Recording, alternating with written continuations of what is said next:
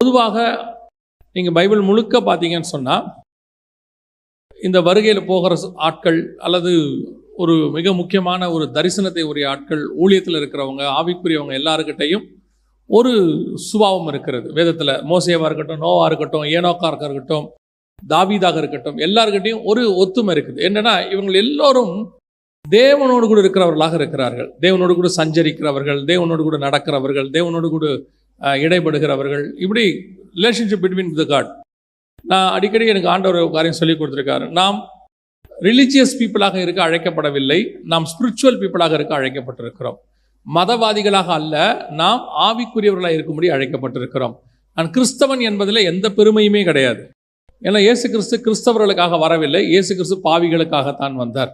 அப்படி மனம் திரும்பினவர்கள் கிறிஸ்தவர் என்று பெயர் வைத்து கொண்டார்கள், அவ்வளோதான். அந்தியோகியா பட்டணத்தில் கிறிஸ்தவர் என்று பெயர் வைத்து கொண்டார்கள். ஆனால் வேதத்தை பொறுத்த வரைக்கும் நாம் எவ்வளவு தேவனோடு கூட இருக்கிறோம், எவ்வளவு தூரம் தேவனோடு கூட சஞ்சரிக்கிறோம், அதுதான் ரொம்ப முக்கியம். தேவனோடு இருக்கிற ஐக்கியம் இல்லாமல் வெறும் கிறிஸ்தவர்களாக இருக்கிறதுனாலே ஒரு பிரயோஜனமும் இல்லை. இன்னைக்கு நிறைய கிறிஸ்தவர்கள் இருக்கிறாங்க, கேட்டு பாருங்க, உலகத்திலேயே மெஜாரிட்டி கிறிஸ்தவர்கள் தான் அப்படின்னு சொல்லுவாங்க. ஆனால் எல்லோருமே ஆவிக்குரியவர்களா, எல்லோருமே பரலோகத்துக்கு போகிறவங்களா, எல்லோருமே தேவனை தரிசிக்கிறவர்களான்னு கேட்டால் இல்லை, அப்படி எதுவுமே நம்ம சொல்ல முடியாது. அதுதான் ரொம்ப முக்கியம். ஆனால் இது எதுவுமே உங்களை பரலோகத்துக்கு கூட்டிகிட்டு போகாது.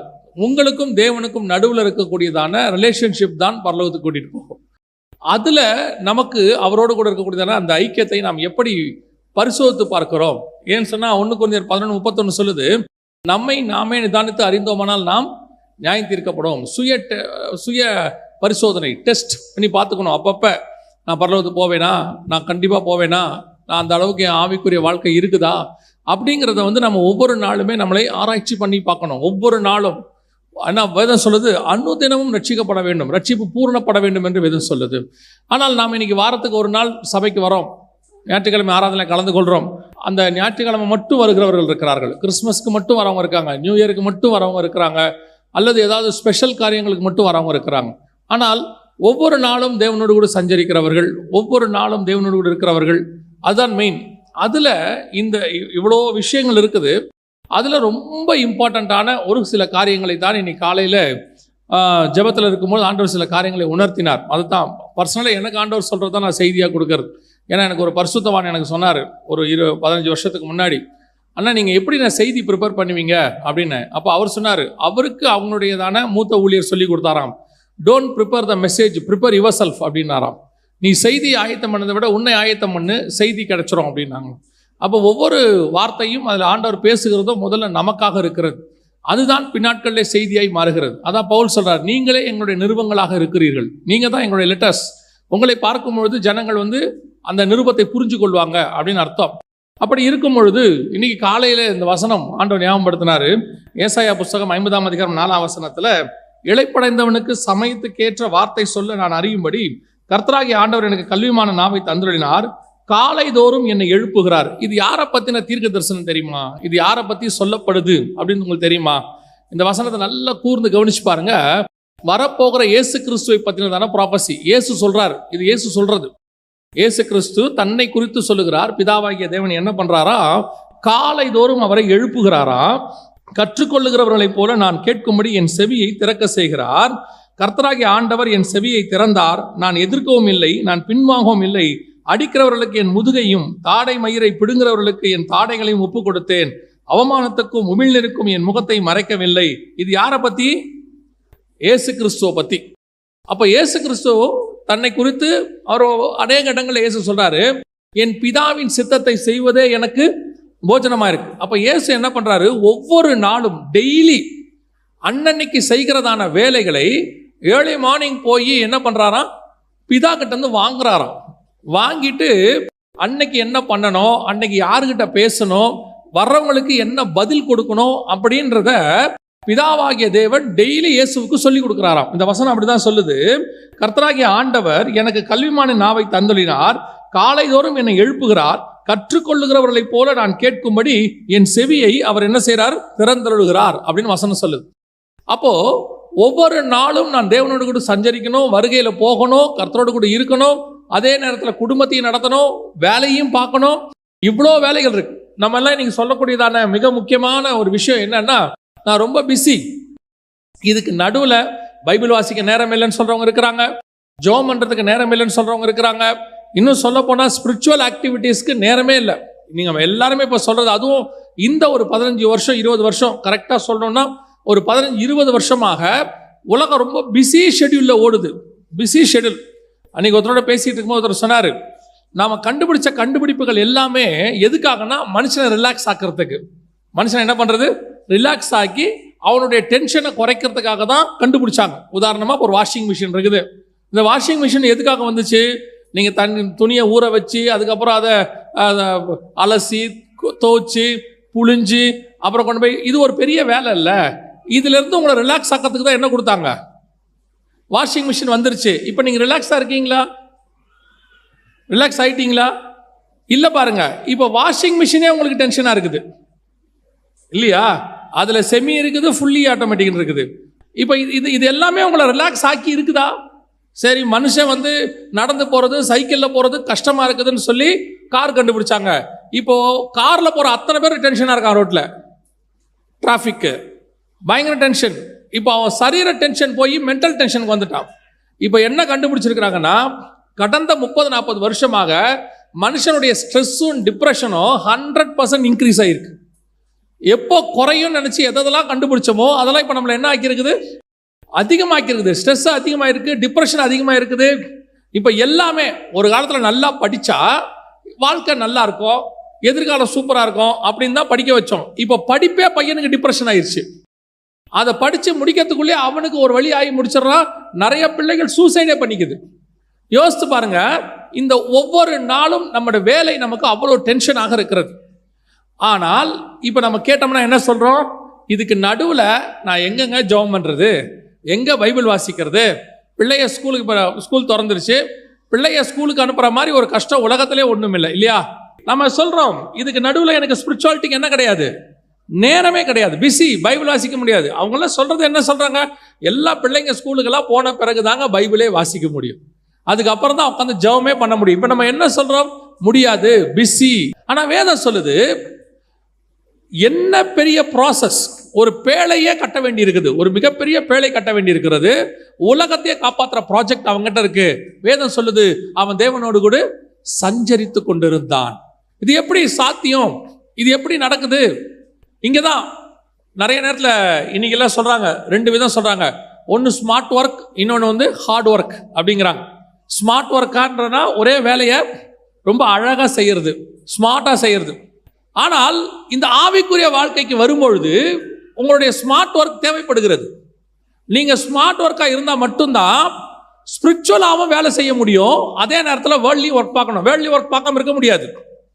ஏனோக்கு தேவனோடு கூட சஞ்சரித்து கொண்டிருந்து குமாரரையும் குமாரத்திகளையும் பெற்றார். உலக வேலையும் நடந்திருக்குது, அந்த பக்கம் நடக்குது. நோவா பேழையை கட்டி கொண்டே தேவனோடு கூட சஞ்சரித்தார். இயேசு பிதா என்னை தனியே இருக்க விடுகிறதில்லை, ஆனாலும் உலக பிரகாரமான செய்ய வேண்டிய ஊழியங்களை செய்தார். தாவீது, கர்த்தரை எப்பொழுதும் எனக்கு முன்பாக வைத்திருக்கிறேன், ஆனால் யுத்தத்துக்கு போகும்போது சண்டை போடும்போது சண்டை போடுவார். அப்போ இந்த வேலையும் நடக்கணும், அந்த வேலையும் நடக்கணும். ஒரு சிலர் சொல்றாங்க, எப்பா நான் ஆண்டவரோட சஞ்சைக்கு போறேன், என்ன பண்ண போறேன், மோசே மாதிரி நான் மலைக்கு மேலே போயிடுறேன், போயிட்டா அவ்வளோதானா, அப்போ குடும்பத்தை பார்க்க வேண்டாமா? சிலர் குடும்பத்தை பார்க்க ஆரம்பிச்சிட்டாங்க. அவங்க என்ன சொன்னாங்க, இந்த குடும்பத்தை பார்க்க ஆரம்பிச்சதுலேருந்து நான் என்ன செய்ய முடியறதில்ல, ஜெபம் பண்ண முடியறதில்ல, பைபிள் வாசிக்க முடியறதில்ல. இந்த ரெண்டையும் ஒன்னா பேலன்ஸ் பண்ணி கரெக்டாக செய்யறதில்ல. அதுக்கு செய்யறதுக்கு மிக முக்கியமாக நீங்கள் செய்ய வேண்டிய ஒரு ஈஸி மெத்தட் என்னன்னு கேட்டா, இந்த வசனம் சொல்லுது, ஏசாயா 54, காலை தோறும் அவர் என்னை எழுப்புகிறார், கற்றுக்கொள்ளுகிறவனை போல என் செவியை அவர் திறக்குகிறார். அங்க வசனம் சொல்லுது பாருங்க, நான் கேட்கும்படி என் செவியை. காலையில உட்கார்ந்து ஆண்டவர்கிட்ட யூ மஸ்ட், நீங்க உட்கார்ந்து ஆண்டவர்கிட்ட பேசணும். ஆண்டவர்கிட்ட பேசும்போது தான் ஒவ்வொரு நாளும் நீங்கள் செய்ய வேண்டியதை சார்ட் போட்டு ஆண்டவர் கொடுப்பாரு. இதெல்லாம் நடக்குமாங்க, வாய்ப்பு இருக்குதா அப்படின்னு கேட்டீங்கன்னா, இல்லாத விஷயத்த சொல்லல. ஏசாயா 50:4 சொல்லுது, ஒவ்வொரு நாளும் நாம் செய்ய வேண்டியதை என்ன செய்யணும், இளைப்படைந்தவனுக்கு சமயத்துக்கு ஏற்ற வார்த்தை சொல்லும்படி. ஏன் இயேசு எல்லாருக்கும் பர்ஃபெக்டா பதில் கொடுத்தாரு? இயேசு அத்தனை பேருக்கு, பரிசேயர்களுக்கு ஒரு பதில், அதே வேதவாரர்களுக்கு ஒரு பதில், அதே நேரத்தில் சமாரிய ஸ்திரீக்கு பேசும்போது அவங்களுக்கு வேற பதில், 100க்கு அதிபதி வரும்போது வேற பதில், சீஷர்களுக்கு வேற மாதிரி பதில். யார் யாருக்கு என்னென்ன பதில் கொடுக்கணும், எப்படி பேசணும் அப்படிங்கிறத பிதா காலையிலே அவருக்கு சொல்லிடுவாராமா. நான் சொல்றது ஒரு உதாரணம், ஒரு டைம் டேபிள்னு வச்சுக்கோங்க. பிதா காலையிலே சொல்லிடுவாரு, இன்னைக்கு உன்னை பார்க்க 12 சீஷர்கள் வருவாங்க, இந்த 12 பேரை நான் செலக்ட் பண்ணியிருக்கிறேன், இந்த வர 70 பேர்ல இந்த 12 பேரை செலக்ட் பண்ணு அப்படின்னு சொல்லிடுவாராம். அது மட்டும் இல்லை, அடுத்து இன்னைக்கு நீ ஒரு சமாரிய ஸ்திரியை பார்க்கணும், அந்த அம்மா வச்சு ஒரு கிராமத்தை ரட்சிக்க வேண்டியிருக்கு, அந்த அம்மா இந்த மாதிரி பேசும், அந்த அம்மாவுக்கு இந்த மாதிரி பதில் கொடுங்க. பிதா அவருக்கு சொல்லிடுவாராம். இயேசு கிறிஸ்து இருக்கக்கூடிய ஒரு அற்புதமான குணாதிசயம். நம்ம வாழ்க்கையில ஏன் இவ்வளோ டென்ஷன்? டெய்லி சிலர்லாம் பார்த்தீங்கன்னா 40 வயசுல பிபி, 35 வயசுல சுகரு. காரணம் என்ன கேட்டா ஒரே வார்த்தை சொல்றாங்க, பயங்கர டென்ஷன், ஸ்ட்ரெஸ், டிப்ரெஷன். இயேசுநாதருக்கு உலகத்தையே சுமந்து தீர்க்கிற பிரச்சனை. அவருக்கு ஸ்ட்ரெஸ்ஸும் இல்லை, டிப்ரெஷனும் இல்லை. அவர் ரொம்ப கூலா இருக்காரு, ரொம்ப கூலா இருக்கிறாரு. சிலர்லாம் பார்த்தீங்கன்னா, உங்களுக்கு நம்ம ஆஃபீஸில் வேலை செய்யும் போது ஆவிக்குரியவர்களை பார்த்தா அந்த ஆவிக்குரிய அல்லாதவர்களுக்கு, நான் பிலீவர்ஸ்க்கு கொஞ்சம் கோபம் வரும். என்ன காரணம்னா, நம்மளை விட அவங்களுக்கு பிரச்சனை கம்மியாக தான் இருக்கும், பட் நம்ம தான் பிரச்சனை ஜாஸ்தி இருப்போம். ஆனால் நம்ம முகத்தில் ஒரு சந்தோஷம் இருந்துகிட்டே இருக்கும். நம்ம ஒரு பாட்டு பாடிக்கிட்டே இருப்போம், இல்லைன்னா ஒரு ஒரு நம்ம முகத்தில் ஒரு ரட்சிப்பின் சந்தோஷம் இருக்கும். இதை பார்த்த உடனே அந்த நான் பிலீவருக்கு கோவம் வரும். பெரும்பாலும் நமக்கு மேலே இருக்கிற மேனேஜருக்கு கோவம் வரும். என்ன இவன் நம்மளோட கம்மியாக சம்பளம் வாங்குறான், ஆனால் ஆள் சந்தோஷமாகவே இருக்கிறானே அப்படின்னு சொல்லிட்டு நமக்கு மேலே இருக்கிறவங்களுக்கு கோவம் வரும். அதுவே எரிச்சலாக மாறும். ஒரு நாள் கூப்பிட்டு கேட்பாங்க, என்ன ரொம்ப முகத்தில் சந்தோஷமா இருக்க என்ன அப்படிம்பாங்க. நமக்கு அந்த சந்தோஷம் எதனால வருதுன்னு கேட்டிங்கன்னா, பணத்தினாலேயோ வேற எதனாலேயோ வரல, ஆண்டவர் நமக்குள்ள அந்த சந்தோஷத்தை கொடுத்து வச்சிருக்கிறார். அது டெய்லி நம்ம முகத்தில் பிரதிபலிக்குது. நமக்கு இல்லாத பிரச்சனையா? நீங்க யோசிச்சு பாருங்க, நம்ம சோகத்தில் பாட்டு பாடுவோம். நமக்கு ரொம்ப பாரம் ஆயிடுச்சுன்னா, ரொம்ப ஒரு வாரம் இதானதுன்னா அதை நம்ம ஒரு பாட்டில் தான் எக்ஸ்பிரஸ் பண்ணுவோம். ஆனால் தூரத்துல இருந்து பார்க்குறவனுக்கு என்ன தோணுன்னா, எவ்வளோ சந்தோஷமா இருந்தால் அவன் பாடின்னு போவான். அவன் அப்படிதான் நினச்சிப்பான். நான் ஊழியத்துக்காக வெளிநாட்டிலேருந்து வந்துட்டேன். வந்து ஒரு 11 மாதம் எனக்கு ஊழியமே கிடையாது. அப்போ என் நண்பர் ஒருத்தர் நான் பிலீவர், அவர் என் கூட இருந்தார். அவர் பக்கத்து வீடு. நான் அவர் தான் டெய்லி போவோம் வருவோம். எனக்கு பிரச்சனைக்கு நடுவில் பாட்டு பாடிட்டே இருக்கணும். எனக்கு பாடினா தான் நான் ரிலாக்ஸ் ஆவேன். அப்போ நான் என்ன செய்கிறேன், பாடிட்டே இருக்கிறேன். ஒரு நாள் எங்கள் அம்மா கிட்ட போய் என் ஃப்ரெண்டு கேட்குறாரு, அம்மா எனக்கும் அவனுக்கும் ஒரே பிரச்சனை, 2 பேருக்கும் 2 பிள்ளைகள், எனக்கும் ஃபீஸ் கட்டுற ப்ராப்ளம் இருக்குது, அவனுக்கும் இருக்குது, எனக்கு நல்லா தெரியுது. இன்னும் சொல்ல போனால் எனக்காவது கொஞ்சம் சோர்ஸ் இருக்குது, அவன் ரொம்ப கஷ்டப்படுறான்னு தெரியுது. ஆனால் எப்படிம்மா அவன் சிரிச்சுக்கிட்டே இருக்கிறான் அப்படின்றான், பாட்டு பாடிட்டே இருக்கிறான். காரணம் என்ன? இது வேற எதாலையும் வந்ததல்ல, கர்த்தர் நம்மோடு கூட இருந்து அதை ஏற்படுத்துகிறார். உங்களுக்குள்ள ஆண்டவர் இருந்தால் அந்த சந்தோஷம் தானாய் வரும். அந்த ரிலாக்ஸ், உங்களை டென்ஷன் ஆகாம கர்த்தர் பார்த்துப்பார். எவ்வளவு பிரச்சனை வேணா இருக்கட்டுமே, அதுக்கு நீங்க செய்ய வேண்டிய பிரதானமான வேலை என்னன்னா, காலை தோறும் உங்களை அவர் எழுப்புகிறாராம். காலையில ஏர்லி மார்னிங். இன்னைக்கு கிறிஸ்தவர்கள் கிட்ட இல்லாத ஒரு சுபாவமாய் மாறிடுச்சு. வாசிங்க மார்க் எழுதின சுவிசேஷம் 1ஆம் அதிகாரம் 33, 34, 35 வாசிங்க. பட்டணத்தார் எல்லாரும் வீட்டு வாசலுக்கு முன்பாக கூடி வந்தார்கள். பலவிதமான வியாதிகளினால் உபத்திரவப்பட்டிருந்த அநேகரை அவர் சொஸ்தமாக்கி அநேகம் பிசாசுகளையும் துரத்திவிட்டார். அந்த பிசாசுகள் தம்மை அறிந்திருந்தபடியால் அவைகள் பேசுகிறதற்கு அவர் இடங்கொடுக்கவில்லை. அவர் அதிகாலையில் இருட்டோடே எழுந்து புறப்பட்டு வனாந்தரமான ஓரிடத்திற்கு போய் அங்கே ஜெபம் பண்ணினார். நைட்டு முழுக்க என்ன நடந்திருக்குது? ஊழியம் நடந்திருக்குது நைட்டு முழுக்க. இன்னும் நீங்க மத்தியில அது இருக்கு, போய் வாசித்து பாருங்க. நெடுநேரம் அவர் சுகமாக்கி கொண்டிருந்தார்னு இருக்குது. ஆனால் வசனம் சொல்லுது, இவ்வளோ மினிஸ்ட்ரியை முடிச்சுட்டு அவர் அதிகாலையில் இருட்டோடு எழுந்து. அப்படின்னா என்ன அர்த்தம்? அவர் வேலை இருக்குது, யார் இங்க வேலை இல்லைன்னு சொல்லல. ஆனால் early morning prayer is very important. அதிகாலையில், இந்த அதிகாலை என்கிறதை எல்லா கிறிஸ்தவர்களும் கண்டிப்பாக செய்ய வேண்டியது. இது ஆப்ஷனே கிடையாது, நோ மோர் ஆப்ஷன். ஏன்னா காலை தோறும் அவருடைய கிருபை எப்படி இருக்கிறது? புதிதாக இருக்கிறது. காலை தான், அதுவும் ஏர்லி மார்னிங். அதுவும் ஒரு ஊழியத்துக்குள்ள இருக்கிறவங்க, ஆவிக்குரிய வாழ்க்கையில் இருக்கிறவங்க, ஊழியம் செய்ய விரும்புகிறவங்க, அல்லது குடும்பத்தை சக்சஸ்ஃபுல்லாக நடத்தணும்னு நினைக்கிறவங்க, வியாபாரம் சக்சஸாக இருக்கணும்னு நினைக்கிறவங்க, உங்கள் லைஃப்பில் கர்த்தர் இருந்து சக்சஸாக போகணும்னு நினைக்கிற அத்தனை பேரும் செய்ய வேண்டிய மிக முக்கியமான practice, exercise early morning prayer. பெற்றோருக்கு சொல்லுகிறேன், பிள்ளைகளை காலையில் எழுப்புங்க, ஏர்லி மார்னிங் எழுப்புங்க. நீங்களே என்னத்த பாவம் பார்க்காதீங்க, ஐயோ பாவம் பிள்ளை ஸ்கூலுக்கு போகுது, ஸ்கூலுக்கு தான் போகுது. நீங்க சொல்றது எப்படி இருக்குன்னா, அது AK-47 எடுத்துக்கிட்டு வார் ஃப்ரண்ட்டுக்கு போகுதுன்ற மாதிரி இருக்குது. அது ஸ்கூலுக்கு போகுது. அதுவும் என்ன போகுது, காலையில் தூக்கி ஒரு மூட்டையை தூக்கி அது மேலே போடுறீங்க, 7:30 போகுது. இருக்கட்டும், இது எல்லாம் அது ஒரு வருஷம் பாஸ் பண்ணுறதுக்கானதுக்காக நீங்கள் பண்ணுறது. ஆனால் உங்கள் பிள்ளை லைஃப்பில் பாஸ் பண்ணணும்னா உங்கள் பிள்ளைக்கு நீங்கள் சொல்லிக் கொடுக்க வேண்டியது ஏர்லி மார்னிங் ப்ரேயர். இது ரொம்ப முக்கியம். இன்னைக்கு ஆவிக்குரிய குடும்பங்கள் அல்லது கிறிஸ்தவ குடும்பங்களில் காலை ஜெபம் கிடையாது. காலையில் ஒரு 3 மணிலேருந்து, எங்க 3 மணியா அப்படின்னு கேட்காதீங்க, 3 to 6 தான் இருக்கிறதுலே best time for the prayer. 3 to 6, 6க்கு முடிச்சிடணும். 3 to 6னா ஆரம்பிக்கிறது இல்லை, 6க்குள்ள முடிச்சிடணும், பெஸ்ட் டைம். நான் சொல்லலை, சயின்ஸே சொல்லுது. இதை நம்ம ஆண்டவர் தான் ஃபர்ஸ்ட் சொல்லியிருக்கிறார். எங்கன்னா வாசிங்க, ஆதியாகமத்தின் புஸ்தகம் 3ஆம் அதிகாரம் 8வது வசனம் வாசி. ஆதியாகமம் 3:8 வாசி. பகலில் குளிர்ச்சியான வேளையிலே தோட்டத்தில் உலாவும் தேவனாகிய கர்த்தருடைய சத்தத்தை அவர்கள் 3 மணிக்கு அவர் என்ன பண்றாரு, காலையில பகலில் குளிர்ச்சியான வேலை. பகல்ல குளிர்ச்சியான வேலை என்ன தெரியுமா? எல்லா நாட்டிலையும் எடுத்திருக்கிறாங்க, ஆல் ஓவர் த வேர்ல்டு. எல்லா நாட்டிலையும் ஒரு நாட்டுக்கு குளிர்ச்சியான டைம் எது அப்படின்னு பார்த்தா, ஜனங்க எல்லாம் படுத்து, வாகனம் எல்லாம் ஓடி, கூடுமான வரைக்கும் எல்லாம் சைலண்ட் ஆகி, அது வரைக்கும் இருந்த சூடெல்லாம் குறைஞ்சி, ஒரு அமைதியா ஒரு இருக்கிறதுலையே அங்க ஒரு சில்லுன்னு இருக்கக்கூடிய கிளைமேட் எத்தனை மணிக்கு வருதுன்னா, ஏர்லி மார்னிங் 3 o'clock தான் வருதாமா. Early morning 3 o'clock. நீங்க கூட பாருங்க, நல்லா தூங்கும் போது 10 மணிக்கு கூட படுத்துருவீங்க, ஆனா 3 மணிக்கு ஏசி ஆஃப் பண்ணிடுவீங்க. அந்த 2-3 மணி ஆகும்போது குளிர் உச்சத்துக்கு போகுது, நம்மள அறியாம 2 டிகிரி இன்க்ரீஸ் ஆகும். ஏன்னா எல்லாம் ஓடி அடங்கும் போது ஆட்டோமேட்டிக்கா குளிர் ஆகுதுன்னு சொல்றாங்க. அதே நேரத்தில் நம்ம பாடியும் பகல் ஃபுல்லா ஓடி, நீங்க 9-10 மணிக்கு படுத்துட்டா கூட காலைல ஒரு 3 மணி போல தான் நம்ம பாடி ஃபுல்லா அமைதியான ஒரு இடத்துக்கு மைண்ட் வருதாமா. அதான் ரைட் டைம் ஃபார் மெடிடேஷனுங்கிறான், 3 to 6. இந்த அதிகாலை குளிர்ச்சியான நேரம், ஏர்லி மார்னிங் இருட்டோடு அப்படின்னு பார்த்தோம்ல, இதை நம்ம அத்தனை பேரும் எழுந்திருக்கணும். நாங்க எங்க பைபிள் காலேஜில் தங்கி இருக்கிறோம். நான் அது நீங்க விளையாட்டாவும் எடுத்துக்கலாம், பட் எனக்கு அது சீரியஸ். எங்க பைபிள் காலேஜுக்கு பின்னாடி ஒரு மயில் இருக்குது, அது ஒரு காடு மாதிரி மயில் இருக்குது.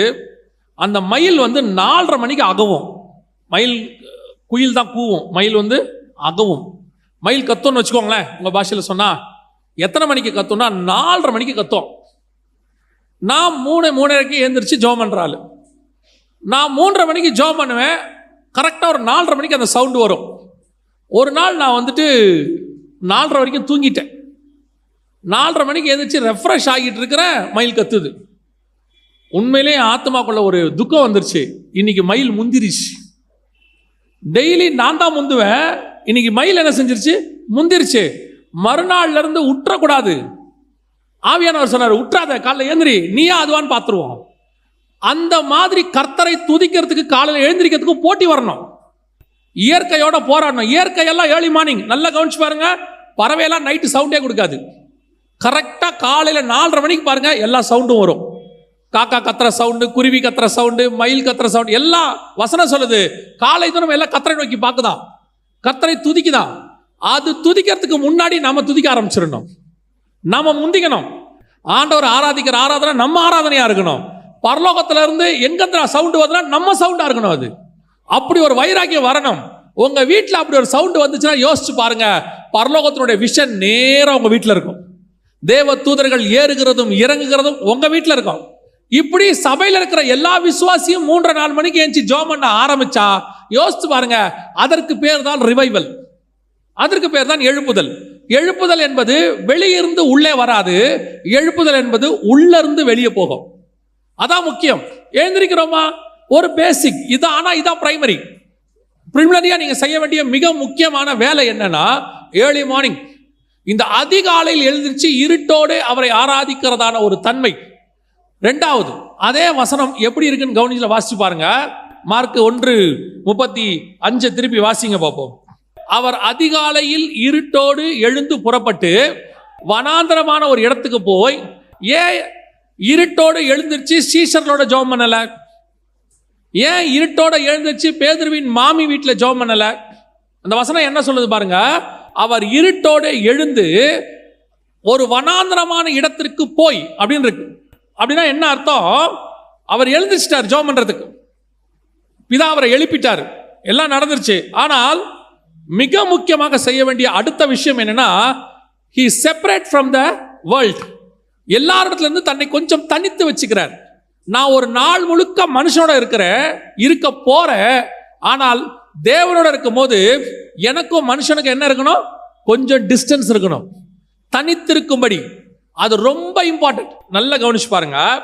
ஒரு கணவனும் மனைவியும் பகல் முழுக்க எல்லாரோடையும் பேசிக்கிட்டு இருப்பாங்க, பிள்ளைகளை பார்ப்பாங்க, ஒன்னா போவாங்க, கல்யாணத்துக்கு எல்லாம் வருவாங்க.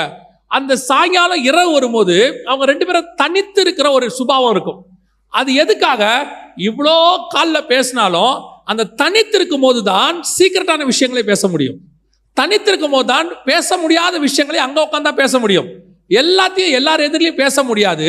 அந்த தனித்திருக்கும் பொழுது குடும்பத்தை பற்றின மிக முக்கியமான விஷயங்கள், வெளியே எல்லார் எதிலையும் சொல்ல முடியாத விஷயங்கள், அதை எல்லாத்தையும் எங்க சொல்ல முடியும்னா நீங்க போய் செப்பரேட்டா டைம் ஸ்பெண்ட் பண்ணும்போது தான். சில நேரத்தில் மனைவி சொல்லுவாங்க கணவனை, பார்த்தீங்களா, கணவன் கேட்பாரு, ஏன் நீ இதெல்லாம் எங்கிட்ட சொல்லலை அப்படின்னு. அந்த அம்மா கேட்கும், எப்போ உங்களுக்கு நேரம் இருந்துச்சு, நீங்க எப்போ பேசுறதுக்கு டைம் கொடுத்தீங்க? இவ்வளவுதான். இதே காரியத்தை தான் கர்த்தர் நம்ம கிட்ட எதிர்பார்க்கிறார். நீ ரொம்ப பிஸியா இருக்கிறப்பா, உங்ககிட்ட எந்த விதமான எனக்கு டைம் ஸ்பெண்ட் பண்றதுக்கு நேரமே இல்லை. ஆனா எனக்கு தேவை நீ என்னோட கூட தனித்திருக்கிற ஒரு காரியம். இப்போ வாசிங்க, இது எங்க இருக்குன்னு நல்லா கவனிச்சு பாருங்க. ஆதியாகமத்தின் புஸ்தகம் 24ஆம் அதிகாரம் 63வது வசன வாசி. ஈசாக்கு சாயங்கால வேளையிலே தியானம் பண்ண வெளியிலே போயிருந்து. இது என்ன வெளியிலே போயிருந்து? ஈசாக்கு சாயங்கால வேளையிலே தியானம் பண்ண. நம்ம எல்லாருக்கும் தெரியும், ஈசாக்கு என்பது இயேசு கிறிஸ்துவுக்கு முன்னடையாளமா இருக்கக்கூடிய ஒரு சுபாவம். ஏன்னா ஈசாக்கு தான் மலை மேல கட்டையை தூக்கிட்டு போனாரு, இயேசு கிறிஸ்து சிலுவையை தூக்கிட்டு போனாரு, அங்க பலி கொடுக்க போனாரு, இவரையும் பலி கொடுத்தாங்க. அதுக்கு பதிலாக ஒரு ஆட்டு பலியாச்சு, இங்க ஆட்டுக்குட்டியானவர் பலியானாரு. ஈசாக்கு ஒரே குமாரன், இவர் ஒரே பேரான குமாரன். இந்த ஈசாக்கு கிட்ட இருக்கிற ஒரு சுபாவம் இயேசு கிறிஸ்து கிட்ட இருந்த ஒரு சுபாவம். வசனம் சொல்லுது, ஈசாக்கு சாயங்கால வேலை ஆனபோது, அதாவது இருட்டு வருகிற வேலை வரும்போது, இயேசு கிறிஸ்து இருட்டோடே எழுந்து. அப்படிதானே இருக்குது மார்க் 1:35. இயேசு இருட்டோடே எழுந்து. இங்க சாயங்காலமான போது அப்படின்னா என்ன அர்த்தம்? பொழுது சாயும் போது, வெளிச்சம் போய் இருட்டு வரும்போது. டைம் ஒண்ணுதான், அதாவது சூழ்நிலை ஒண்ணுதான். அந்த நேரத்துல ஈசாக்க பத்தி வசனம் சொல்லுது, தியானம் பண்ண வெளியில் போன போது. எங்க வெளியே போனாரு? தியானம் பண்ண வெளியிலே போயிருந்து. அப்படின்னா என்ன அர்த்தம் தெரியுமா? ஒரு ஊர் எப்பவுமே 3 பகுதியா இருக்கும். இந்த ஊரா இருக்கட்டும், எந்த ஊரா இருக்கட்டும், எருசலேமா இருக்கட்டும், எது வேணா எடுக்கும், அது 3 பகுதி.